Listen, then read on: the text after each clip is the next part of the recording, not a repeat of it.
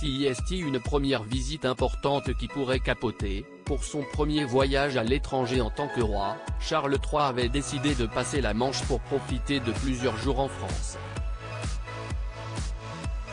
Une visite qui commencera dimanche et pour laquelle il sera accompagné, bien sûr, de la reine Camilla, et lors de laquelle il devait notamment assister à un superbe dîner à Versailles en compagnie d'Emmanuel Macron et de sa femme, ou encore rendre hommage aux soldats inconnus sous l'Arc de Triomphe. Mais cette visite à Paris va peut-être tourner court, en effet, depuis une semaine et le passage en force de l'exécutif à l'Assemblée nationale sur la réforme des retraites, les manifestations se multiplient dans la France entière et sont parfois particulièrement tendues.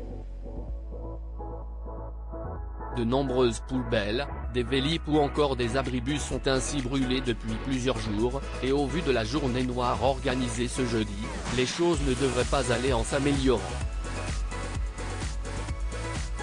De quoi inquiéter les Britanniques, qui ont déclaré, selon les médias locaux, que si rien n'avait été annulé pour le moment, la sécurité garde un œil très attentif sur la situation.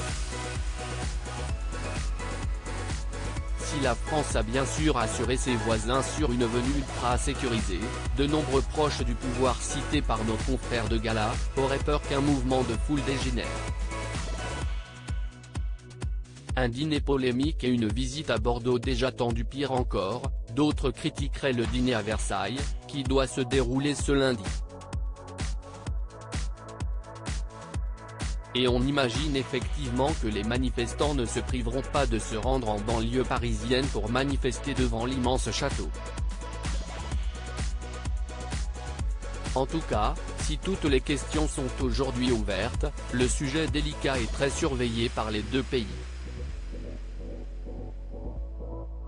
Si tout se passe comme prévu, le roi Charles devrait ensuite quitter Paris pour profiter de la région bordelaise, de ses nombreux charmes mais également d'une visite sur les lieux des grands incendies de l'été dernier.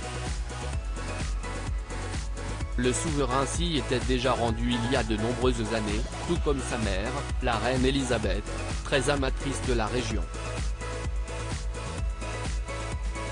Mais là encore, les grévistes et les manifestants devraient se faire entendre et ont déjà prévu plusieurs actions. Après cette visite, Charles III devrait se rendre en Allemagne pour quelques jours puis rentrer à Londres où son couronnement se prépare activement et se déroulera le 6 mai, en présence d'autres têtes couronnées comme le prince Albert de Monaco et sa femme Charlène.